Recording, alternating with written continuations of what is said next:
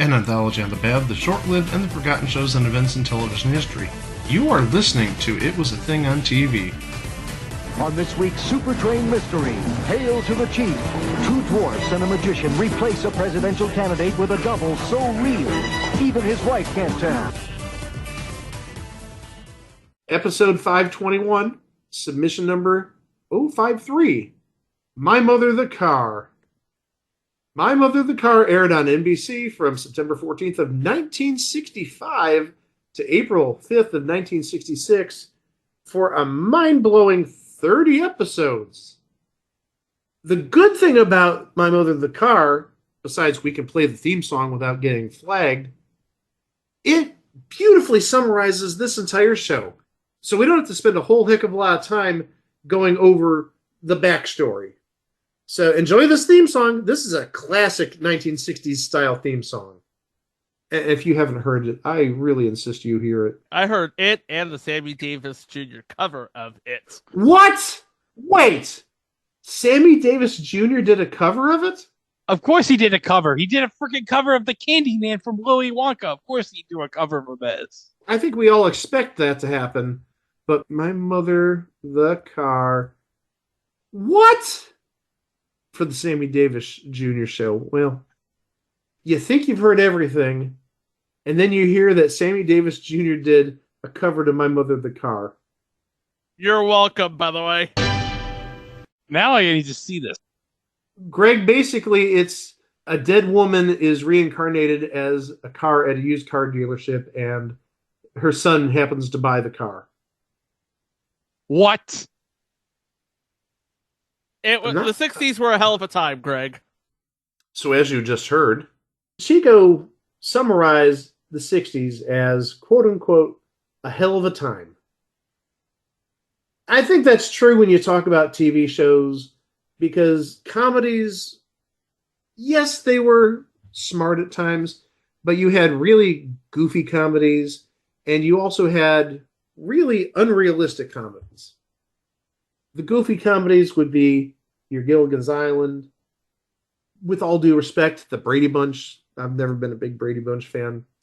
But then the unrealistic ones, you had a talking hoss in Mr. Ed, and you had this witch living in suburbia on Bewitched, and maybe the most ridiculous of all, which we actually talked about when we covered the 50 worst shows of all time, is you had a flying nun. Now we get to the story about a mother who passed away and became reincarnated as a car. How did this happen? How did the mother get reincarnated into a car? I don't think that was ever covered. But the thing is, and we'll get into this in the first episode, the son went to the car dealership looking for a car, and I think when he got home, he discovered, oh my gosh, my mother's personality and voice is in this vehicle. No, I think he discovered that at the dealership, because if I'm not mistaken, he was sent to the car lot to get one of those hip, mid-60s, sort of highway-ready muscle car sort of things for the little woman, you see. And then he heard the voice of his mother from somewhere, and the next thing you know, he's sitting in a car, which is a 1928 Porter Touring, which I don't even think exists.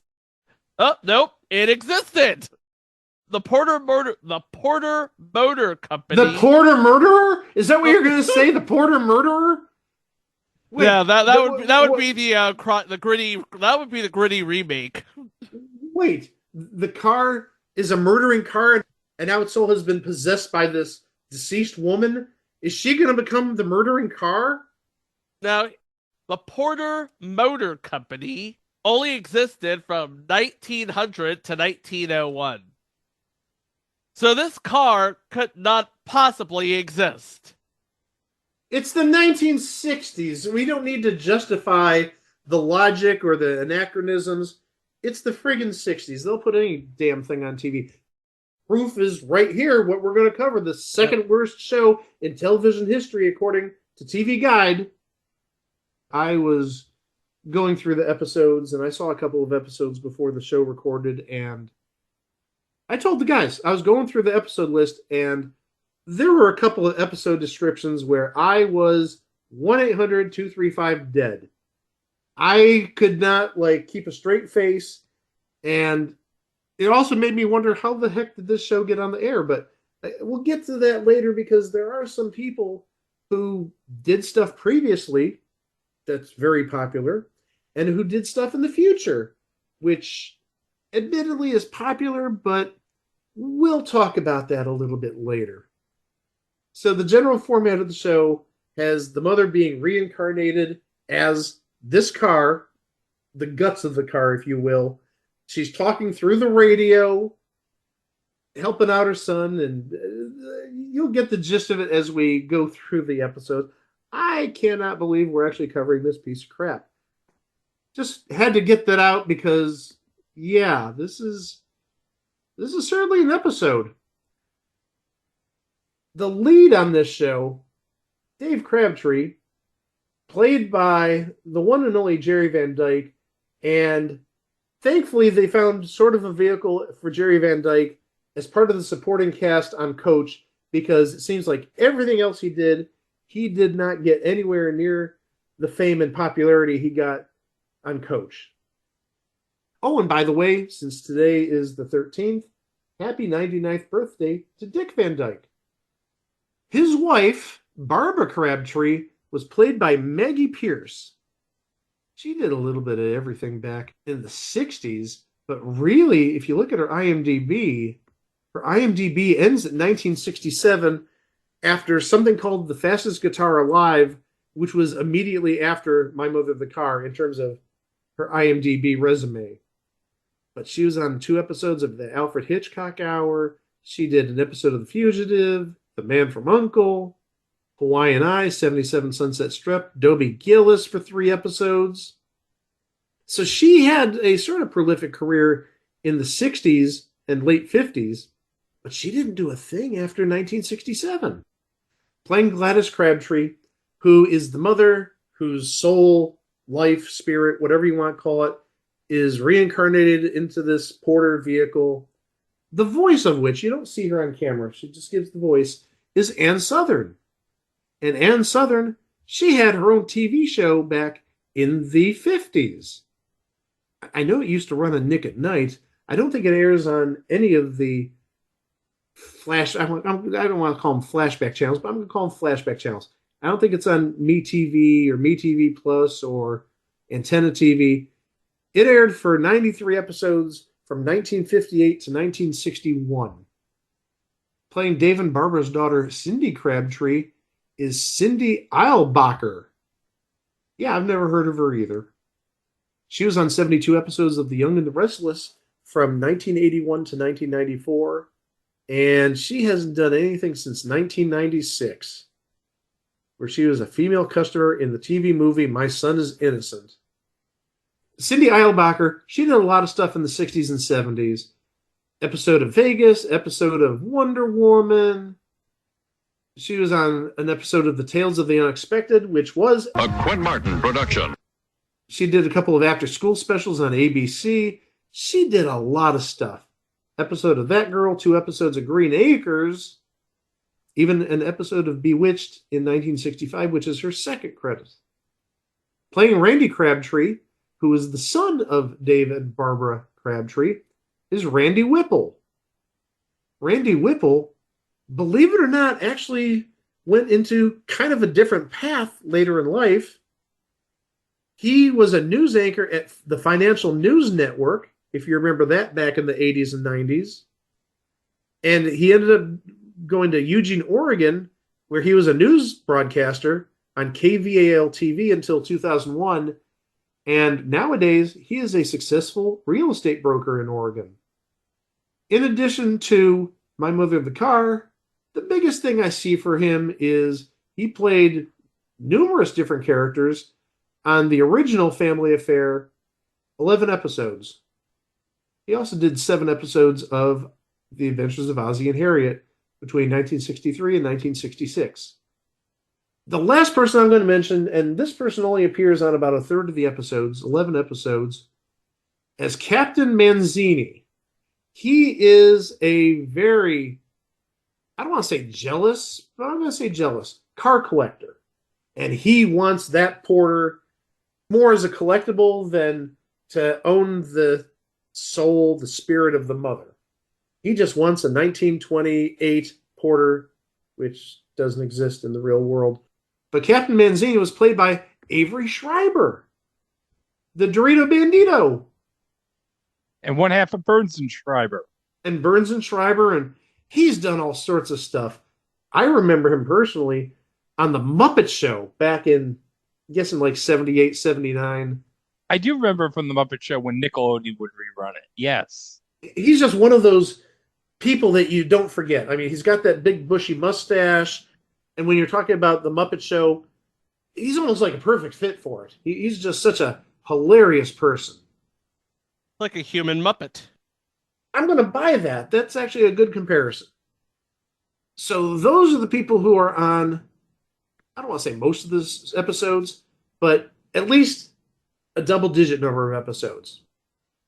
With those introductions out of the way, we're going to go to the episodes. We're going to start with episode 1, which is titled Come Honk Your Horn. And this is your episode which sets up everything. Dave's looking for a car, finds a car that has his mother's soul in it, and hilarity ensues invariably. While perusing the local car lot, Dave Crabtree discovers his mother's been reincarnated as a junky old car. So he buys her and brings her home, much to the dismay of both his wife and eccentric car collector, Captain Manzini. Oh, this is going to be one of those series. Oh, before we go on, I should mention who created the show and did writing specifically for this first episode, and I know they did a few more episodes. I think I saw episode 2 was written by them. The show was created by Alan Burns and Chris Hayward. A year earlier, I'm going to call it a hit, even though it only lasted 2 years. It still reruns nowadays, but Alan Burns and Chris Hayward created the Munsters. And actually, Chris Hayward and Alan Burns, they were writers for the Rocky and Bullwinkle show. So you know what that means, Greg? They probably created Jane Moosefield. Isn't that right, Jane? Hello, handsome. This is a recording. But this didn't end the careers of Burns and Hayward because they both wrote for Get Smart, specifically the 4th and 5th seasons. And I think I've mentioned in the past, I think when we talked about shows that lasted one season too long, that 5th and final season of Get Smart, when they changed networks going to CBS, that last season I think was absolutely abysmal. We're going to go to episode 2 now. There's no names in that first episode, but episode 2 is titled The Defenders. DE-FENDERS. Yay, it's a pun title already. When Dave learns that there are local vandals who are stripping cars, he spends a sleepless night going to ridiculous lengths to ensure his mother's safety. I think you're just ensuring it for your car's safety, because I'm sure even if the car is stripped, the mother's soul is still going to exist in the chassis or the engine or the car radio or whatever. Again, stupid mid-60s comedy. But hey, we got a name playing Phil Durkin in this episode.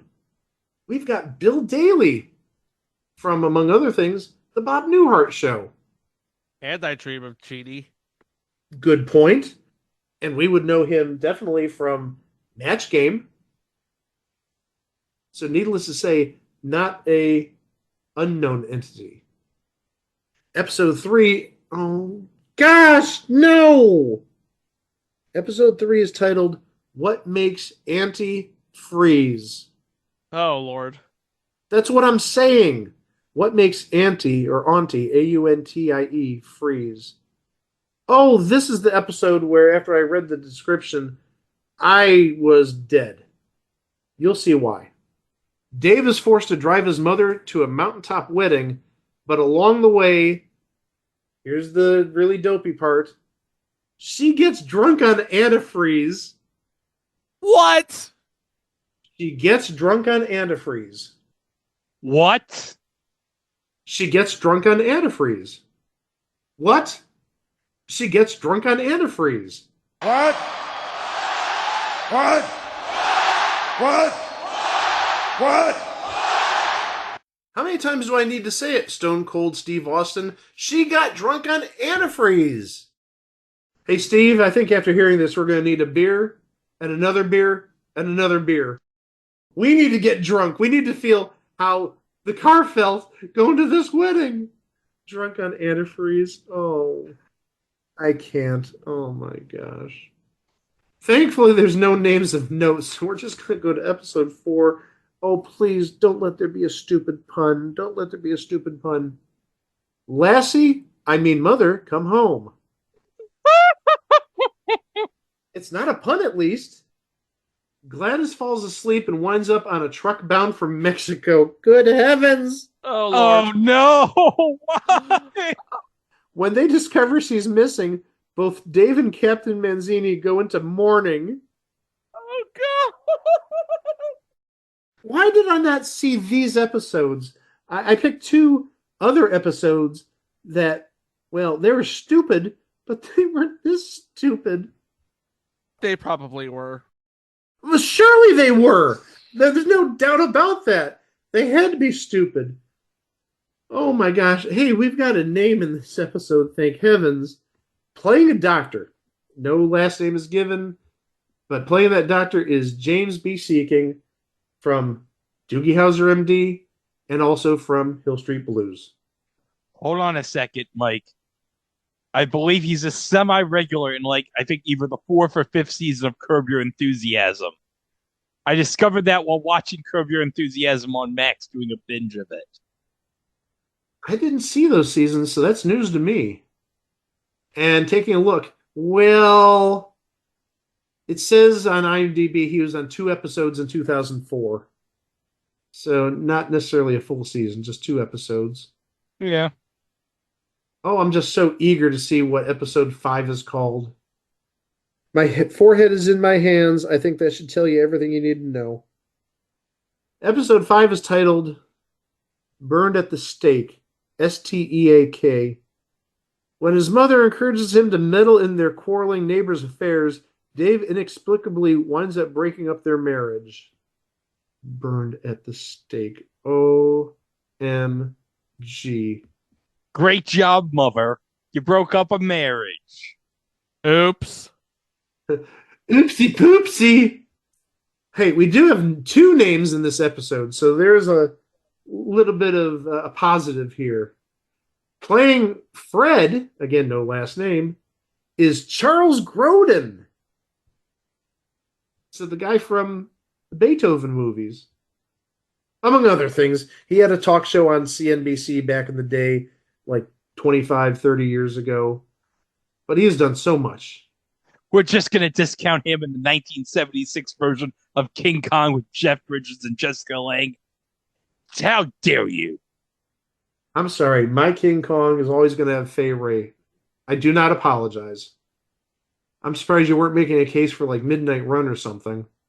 Oh, yeah, I was going to mention Midnight Run, but I thought I'd mention the 1976 King Kong. Dino De Laurentiis production. Oh, yeah, Dino De Laurentiis. According to Joe Bob Briggs on Monster Vision back in the day, Dino De Laurentiis said about the big scene where King Kong dies, "When monkey die, everybody cry." That's what he said about the ending. When monkey die, everybody cry. Well, okay then. But by no means is that the only name in this episode, because playing Nick Fitch, somebody we've talked about in the past, Lee Van Cleef. He was on The Master. He was The Master. I think that was Chico's Viewer's Choice episode maybe like 2 or 3 years ago. That was the only Viewer's Choice poll that I won. Yeah. And thanks to you, we got Timothy Van Patten. Episode 6 is titled I'm Through Being a Nice Guy. Captain Manzini launches Operation Unscrupulous. He replicated the porter, hires a trio of thieves to steal the original, and establishes an airtight alibi for himself. Oh man, it's an evil twin episode. An evil twin car. You got to watch out for those evil twin cars. Hey, we got a person of note in this episode playing Inga, Barbara Bain from, among other things, Mission Impossible and Space 1999. Episode 7 is titled Lights, Camera, Mother. An obnoxious neighbor petitions Dave to get rid of his eyesore car when a television executive announces plans to feature the porter in a TV commercial. I don't see anybody of note, so we're going to just skip on over to episode 8, which is titled The Captain Manzini Grand Prix. Captain Manzini goads Dave into a race against a speed walker in an attempt to attain ownership of the porter. I saw the first, half of this episode.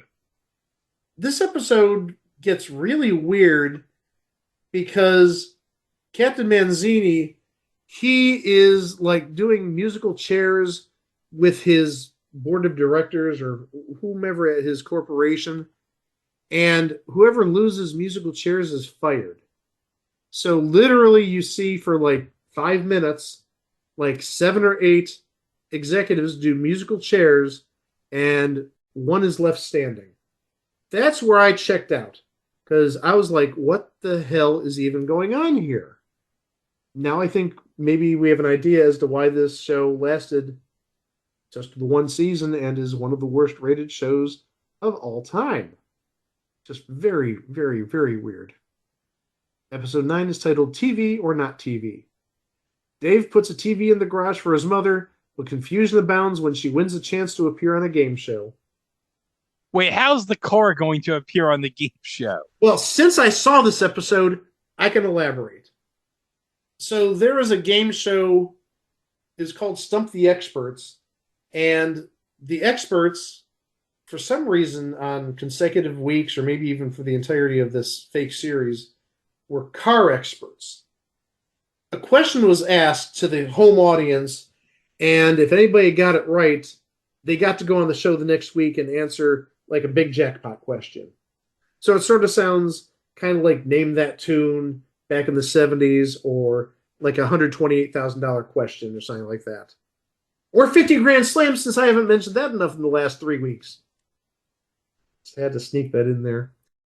So the question is asked, and Dave goes to the car and asks his mother what the answer to this question is, because apparently the soul of the car knows everything about every type of car. And I don't remember the exact questions, but it had to do with the number of a certain part or parts in a type of car. And the only person to get the answer correct happened to be Mrs. Dave Crabtree, implying the wife, even though the Mrs. Crabtree that gave the answer is the car. That next week, the wife goes on the TV show and is asked one question for, I think it was $5,000. I think that was the jackpot, or maybe even a new car. And Dave goes to the car and asks the mother this question about whatever the specifics of this car are.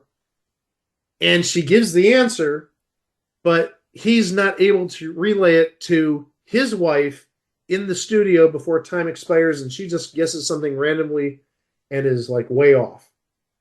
So they didn't win the $5,000. They didn't win the car. They won a TV. And actually, that's, I think, the way that the mother got hooked on this is there's a TV in the garage, and that's how the mother started seeing this show. Yes, a car was watching a stupid TV show. But they did get a consolation prize. Coincidentally, a TV. Wow.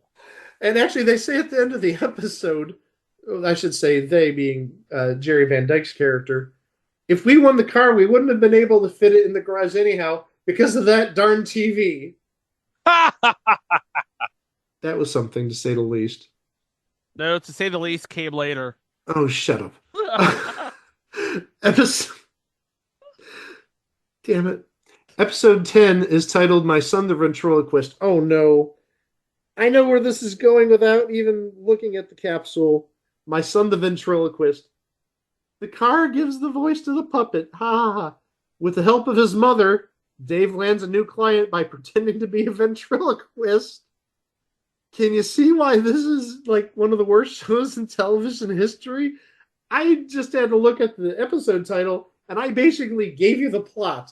That's how predictable this is. Going to episode 11. Oh, I can't wait to see what's up next. My Son the Judge. Dave is up for a job as a judge, but complications ensue when he gets a pair of roller skates stuck on his feet. What? I'll call him My Son the Car now. Oh, shush. Oh, my gosh. No, I was actually going to make a comparison to I think it was the 88 parade we watched, the roller skating elephant. Well, I'm wondering how the elephant got those roller skates off now. Practice. Practice. A very big shoehorn. From Macy's. Now, hold on a second. What if they got a very big Shoudini? Remember Shoudini? A really big Shoudini. Yeah, Gilbert Gottfried did the narration for the commercial, remember? Oh, my gosh. I vaguely remember it, but yes, I'll take your word for it. Hey, we do have a name in this episode. Playing Miss McPhee is Florida Freebus. Florida Freebus played Winifred Gillis, Dobie Gillis's mother on The Many Loves of Dobie Gillis, and she also played Miss Lillian Bakerman on The Bob Newhart Show. So 2 very popular shows and got some length out of each of them. Episode 12 is titled And Leave the Drive-In to Us. Drive-in as in movie drive-in. Boy, I think I know where this is going. For his mother's birthday, Dave decides to take the family to the drive-in, but the evening is mostly a disaster. Yeah, because they saw episodes of My Mother the Car. We're going to move on to episode 13, which is titled For Whom the Horn Honks. Oh my gosh. Not a pun. This is too much, though. It's not a pun, but it's like pun adjacent. In order to get his mitts on the porter, Captain Manzini fakes a terminal illness. Moving very swiftly to episode 14. Oh, I can't wait to see what the title of this is. Hey, lady, your slip isn't showing. When Captain Manzini manipulates Barbara's mother, it results in the whole family treasure hunting for the porter's registration slip. Oh, this is just like getting more and more painful with each pun. Episode 15 is titled Many Happy No Returns. Dave and Barb each decide to forfeit their own Christmas presents to bid on the other's work in a charity auction. Episode 16 is titled Shine On, Honeymoon. Dave and Barb decide to finally go on their honeymoon, but Barb's mother goes to ridiculous lengths to ensure that they don't leave. Playing a dog catcher in this episode, no name, just a dog catcher, is Alvy Moore. Alvy Moore was on Green Acres for 142 episodes, so 1965 to 1971.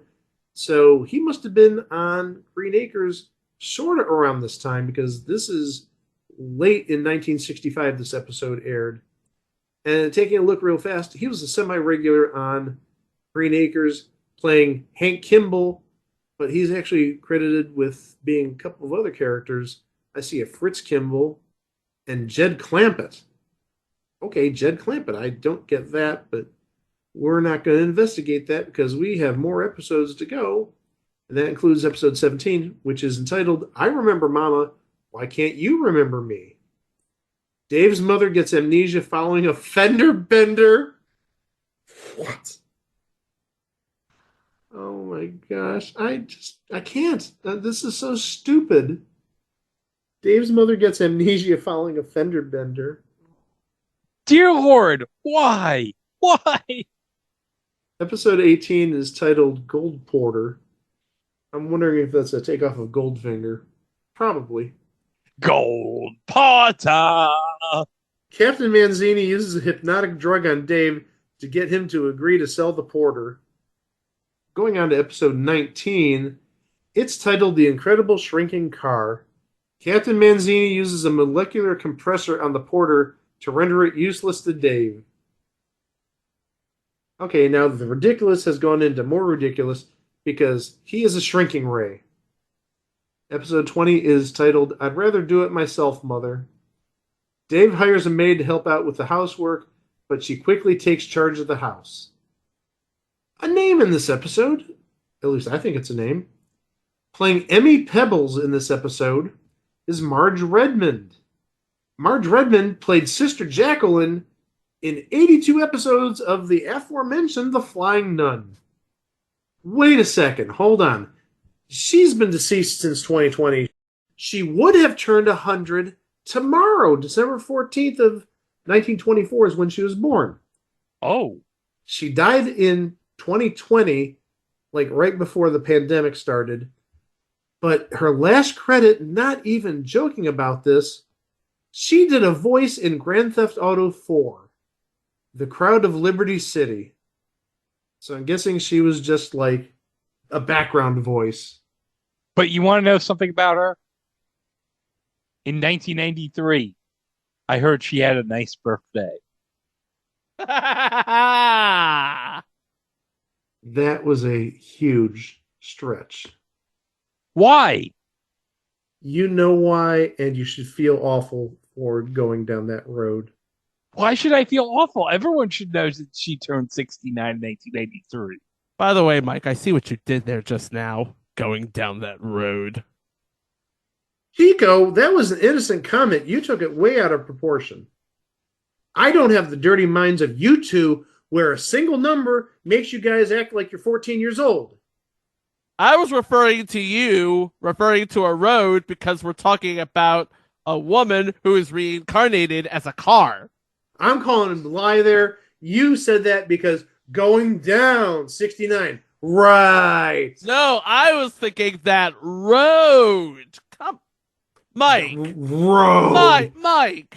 You Mike, can say road. I am ashamed. You can emphasize road however you want. You're full of crap. Mike, I am ashamed. You, how long have we've known each other for the better part of a quarter century? I am hurt that you would think that I would reduce something so clever to something so puerile. I mean, I totally would, but not in this particular case. Chico, here's a tissue. Cry into it, blow your nose, whatever you want. Oh, I don't want to know what he wants to do with that tissue. Thank you very Oh, much. jeez! It's not a friggin' sock! I think I said too much. Episode 21 is titled You Can't Get There From Here. The Crabtrees get stranded in the backwoods when the local sheriff discovers Dave's driver's license has expired. Uh-oh. Uh-oh. Uh-oh. Episode 22 is titled A Riddler on the Roof. Dave and his mother try to thwart the assassination of a visiting dignitary. What the heck? Now it's becoming the start of World War I. Except they thwarted it. What? Oh my gosh. This is like going from bad to worse to what the hell is even going on now? Hey, if you want a little bit of a palate cleanser, we do actually have somebody on this episode of note. And actually, since we just talked about Gold Porter, I think this is an appropriate connection. Playing Cracks, that's the name, Cracks, is Richard Keel. Jaws. Is that his legal government Christian name? Cracks? Cracks? Well, there is no last name, so I'm guessing it's not a government name. It's not Cracks McGee or something like that. But yeah, Richard Keel, Jaws, was on this episode. And he's got to be some sort of bodyguard. You figure Richard Keel is not the dignitary coming from overseas. He's got to be the heavy. He's got to be the bodyguard for the dignitary. Or the assassin. I think he would be a better bodyguard than an assassin. I don't know. You don't see many 7'2" assassins out there. Episode 23 is titled My Son the Criminal. A nosy mailman convinces officials that Dave killed his mother and buried her under the floor of the garage. And hilarity ensues. Oh my word. James B. Seeking is back again, but now he's playing a sergeant, Sergeant Riddle. So I'm guessing one of the policemen who's investigating the possibility that Dave's mother is buried under the floor of the garage. Episode 24 is titled An Unreasonable Facsimile. Captain Manzini tries to steal the porter away from the Crabtrees by hiring a Dave lookalike. Not another evil twin episode. Not another? Remember the first one? Okay, I got it. Okay. This has gone from like stupid to ridiculous to absurd real fast. Episode 25 is titled Over the Hill to the Junkyard. Numerous complications ensue when Barbara wins a new car. Yeah, your mother-in-law is going to be jealous. Well, I'm sure there's going to be some jealousy involved. Oh, but we got two names in this episode. Oh, my. First playing Baxter is Charlie Brill. Captain Lipschitz from, I can't believe I'm saying this, Captain Lipschitz from Silk Stockings, among other things, but that's where we know him from. Wink, wink, wink.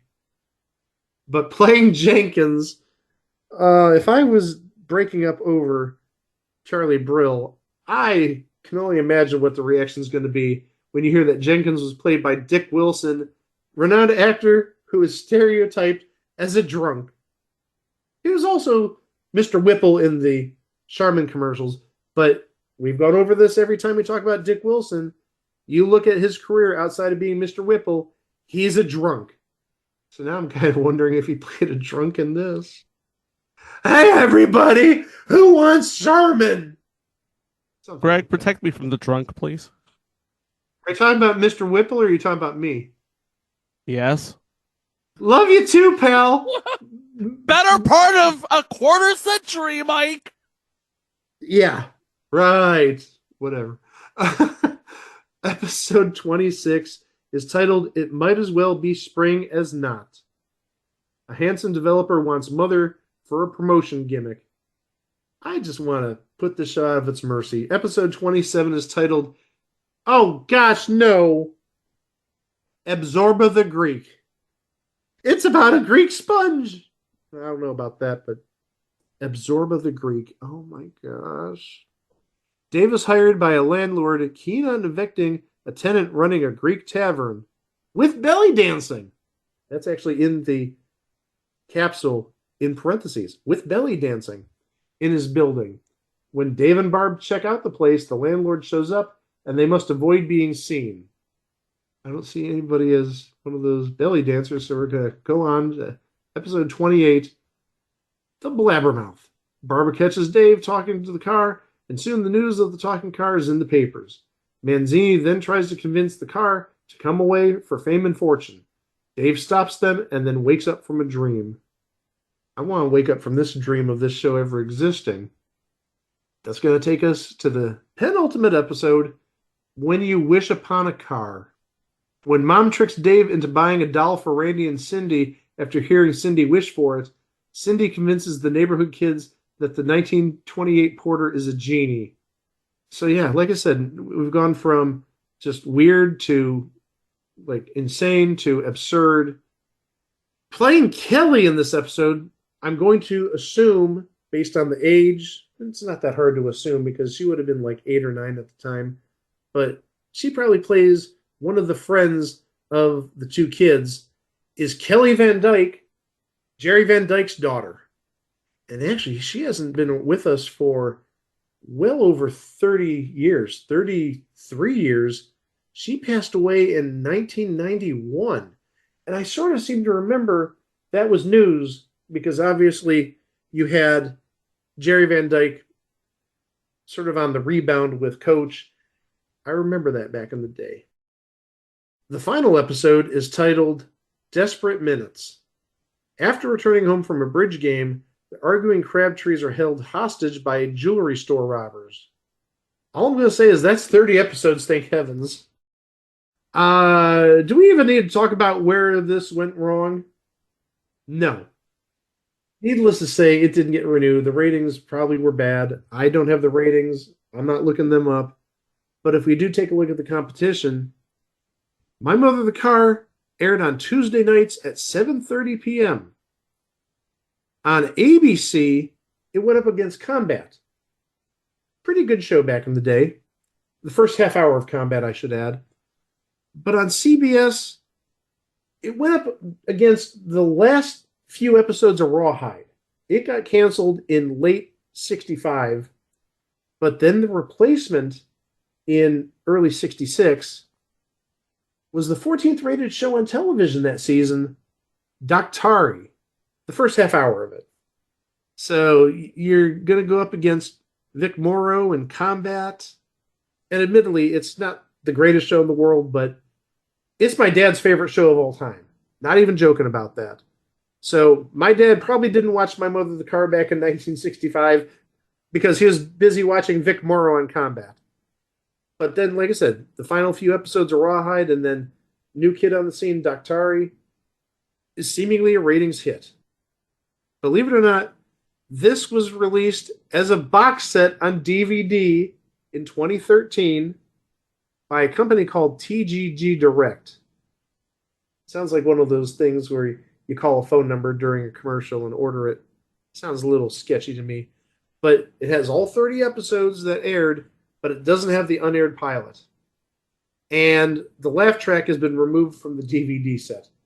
Oh, that's what we were missing as a laugh track all this time. Okay. Could have used the laugh track because somebody had to laugh at this episode. If you're a little more technological, the episodes were available for a time on Hulu. They're not, though. But if you go to YouTube, even though there's dubious legality behind it, you can find all 30 episodes there, presumably from the DVD set, because the episodes I saw didn't have a laugh track. And I remember back, oh gosh, this had to be 20 years ago or so, TV Land did show at least one episode of My Mother the Car, and I remember a laugh track on it. And Antenna TV, it started running this in reruns in 2015. I'm sure it's not airing right now on Antenna TV because that's just overkill at this point. Reruns of My Mother the Car going on its 10th year. That's almost as bad as what MeTV does with The Powers of Matthew Star. Interestingly enough, the rights holders of the show right now is MGM, which, as you know, is an Amazon company. And yet, the show is not on Prime Video. Because the MGM lion ate it. I don't want to see this on any sort of Amazon Prime channel. No. And actually, I don't even see it on Antenna TV's page. So, hey, I think we got lucky that we didn't get the 10th year of reruns of My Mother the Car. Guys, I haven't done this in a while, so I might be a little rusty at this. But does anybody want to play eBay Price is Right? I'm glad to hear that. Nobody wants to play eBay Price is Right. Okay, sure. I heard Chico mutter in the background, sure. Let's play eBay Price is Right.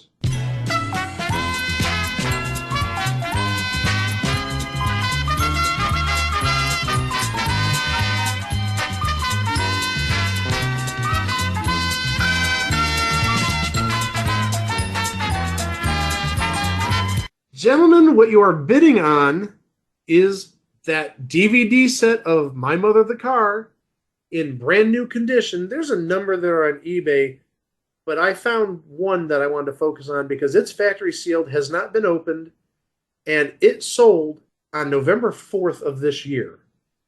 So I'm going to start with Chico. How much would you bid for this brand new, fresh, factory sealed My Mother the Car series on DVD? How much would I bid for it? How much would you pay for it? But in our little hypothetical situation, what would you bid on it? $8. Greg, you won. No, what would you say, Greg? You know what? It's probably going to be some crazy price, but I'm going to give some leeway. I know it's not going to be $8, so $30. I was so hoping, just to be a jerk, you'd say $7.99 and give Chico the W. Well, you better hope Santa brings you some gift cards and cash this year, because this on November 4th cost $110.99. Wrong. Yes, No. $110.99. Somebody paid $110 American for this. I want to see if there's any auctions that ended where the bid was $8. Oh, look at this. Somebody sold a used version. Oh, they had it as a buy it now for $5. All of a sudden, $8 doesn't sound too bad. Yeah, Chico, that doesn't sound bad. But if you look for the second least expensive auction for this on eBay, it went for $40. But again, we saved you money. Every episode is on YouTube, presumably ripped from the DVDs. We talked about dubious legality. Save your money. Spend it on something nice. Spend it on the Quinn Martin Collection CD of music. I'm just saying it because I bought the first volume around Thanksgiving, and just yesterday I ordered volume 3 with music from the streets of San Francisco and A Man Called Sloan. Well, now that we got that out of the way, what can we say about My Mother the Car? I think the less said, the better. This is like the prime example of what a TV show should not be, and that's why it's remembered, not fondly, and it's, I don't want to say just a thing on TV. It's crap on TV. Hey, that's going to be our spin-off podcast. It's crap on TV. You can find us at our website, itwasthathingontv.com, on Facebook at It Was The Thing on TV podcast, and elsewhere at It Was The Thing on TV. You can find us on any podcast player, and we're also on YouTube, where you can subscribe to our channel to keep up to date with our releases, including what's coming up next time. You all remember the story of a rich bachelor living in Manhattan getting his life turned upside down by his 3 nephews and nieces coming to live with him and his British manservant, right? We are not going to talk about that one. We're going to talk about another one. Well, is Mrs. Beasley going to make an appearance?